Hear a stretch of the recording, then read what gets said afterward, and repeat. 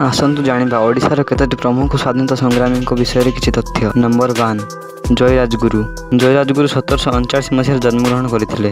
तांको प्रकृत नाम था जयकृष्ण महापात्र। पुरी गजपति राजगुरु भाव नियुक्ति पाइबा पर जय राजगुरु नाम परिचित होते। इंग्रेज विरोधी विद्रोहर नेतृत्व नहीं प्रथम ओडिया भाव 1804 मसीहा अक्टोबर मासरे से शहीद होते। नंबर 2 बक्षी जगबंधु विद्याधर महापात्र। 1817 मसीह इंग्रेज विरोधी खर्दा पाइक विद्रोहर नेतृत्व नहीं राजा सेनापति भाव लड़ी। नंबर 3 वीर सुरेंद्र साय।